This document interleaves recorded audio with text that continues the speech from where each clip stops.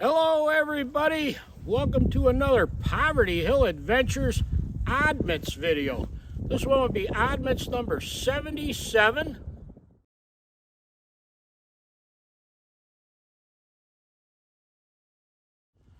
Two days ago it was 5 below zero and it was very cold, and today it's above freezing. And our friend Dino is getting ready for his maple syrup season, and he started tapping some trees, and wouldn't you know it, the sap is flowing.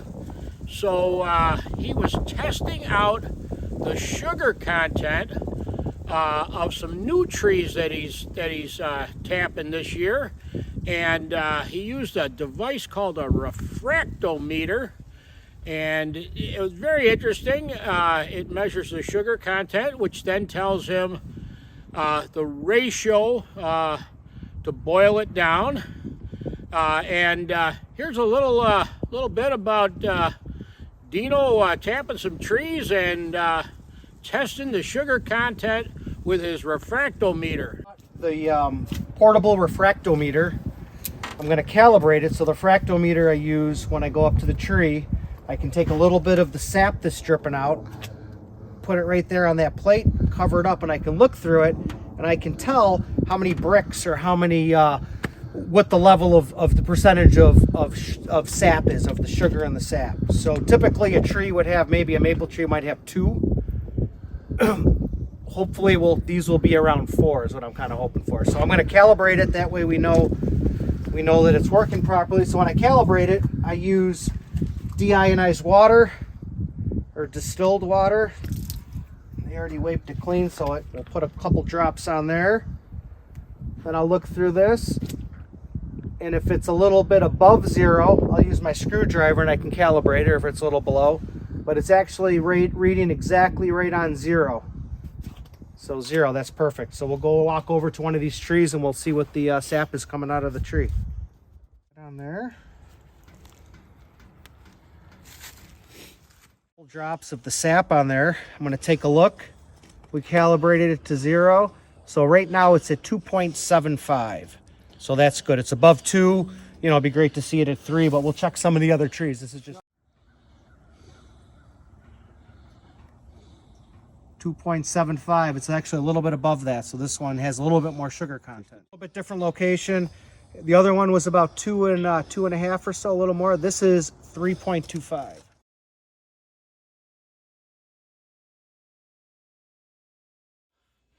I was cleaning up some stuff and the other day, and I found a couple of Bear Archery, Fred Bear Archery products. Check out this belt bag here. Got a 2-piece belt bag, little zipper on the one end, and a zipper on the bottom, and state-of-the-art camouflage, no less. So I thought maybe some of you older guys would get a kick out of that. And then I found this here, new in the package, a Fred Bear bow cover, size large. It retailed for $1.50. It was from the Bear Archery Company in Grayling, Michigan, so you know it's old. It says it fits any bow. It's a 5-color cloth. You can use it over and over, easy on, easy off, no sticky adhesive, will not interfere with bow action, nylon thread, and water repellent. Like I said, it came from the Bear Archery Company when they were in Grayling, Michigan, so you know it's old. How cool is this? I was tempted to take it out of the bag, but I decided to leave it in the bag just the way it was at the store when it was sold.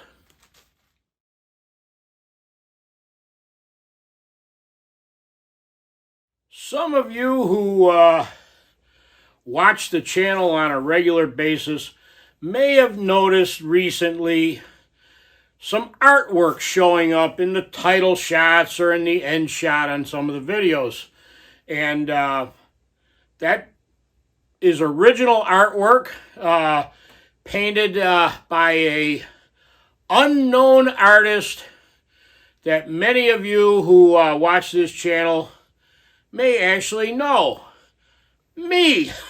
Yeah, I'm painting those pictures. Now, I do not profess to have any sort of artistic talent, and I'm going to teach myself, or attempt to teach myself, to paint paintings.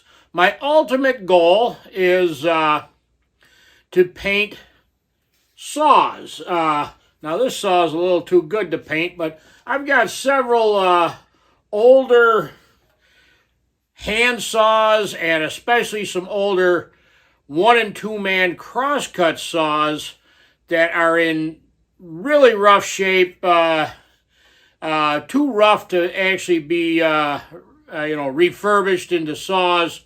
So I want to paint outdoor scenes on saws. Well, I gotta learn how to paint first, and I decided to just start doing it. As you get older, you can't procrastinate, and you can't just keep putting things off and saying maybe one day I'll do this.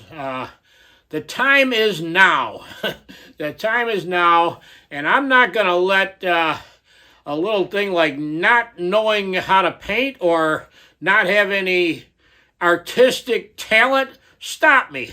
So I went out and bought a set of brushes and some acrylic paint, and I have started to teach myself to paint pictures.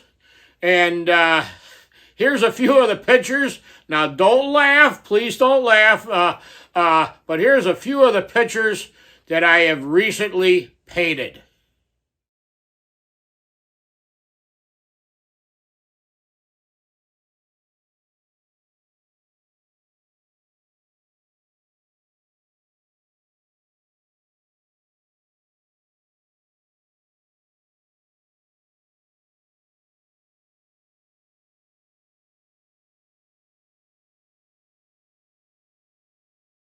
Well, all I can say is it's a start.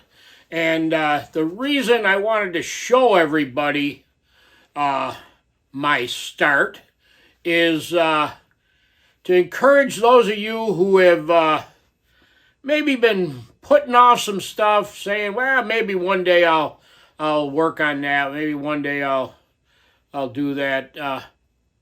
Don't put it off. Just do it. And if it doesn't come out the way you wanted it to, just keep doing it. Keep on trucking, like I always say. Just keep on doing it. And if it never comes out looking the way you want it to, or turning out the way you want to, at least you can say you tried.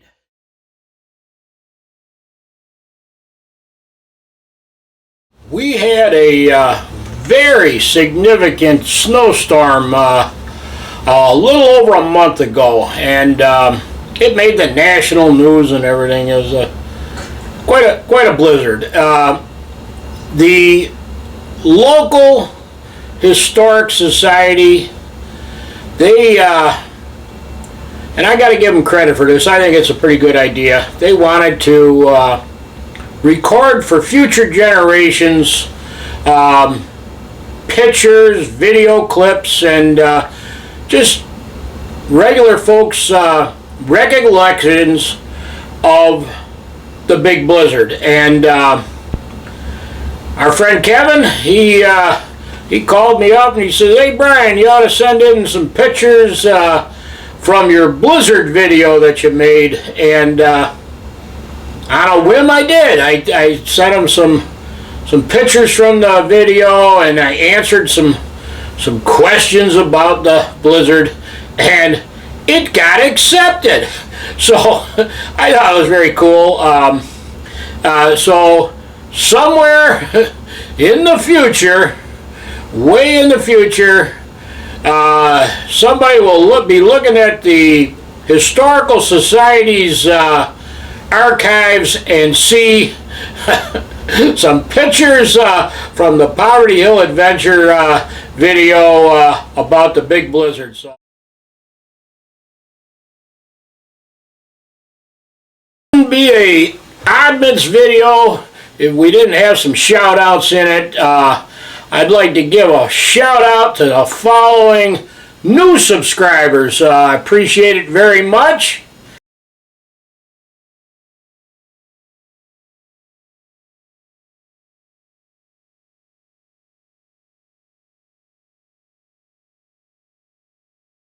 I would like to give a shout out to everybody who left a comment recently. I enjoy reading them. It's been a lot of fun reading them. I'd like to give a special shout out to one of those comments. The comment came from our friend David down in Texas.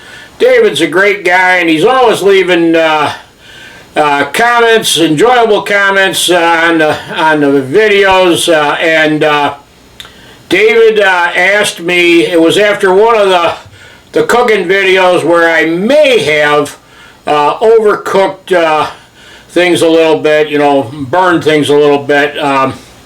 And David said something along the lines, brother, you sure you're from up north? It looks like Cajun blackened cooking. So, like I said, David's from down south, down in Texas, and he's always ribbing me about being from up north and how cold it is and everything else. And so in the future, should I maybe overcook something a little bit, I'm going to use David's line and say that's not overcooked, that's Cajun blackened style cooking. Until next time, everybody, take care. Thanks for watching, and remember to keep on trucking.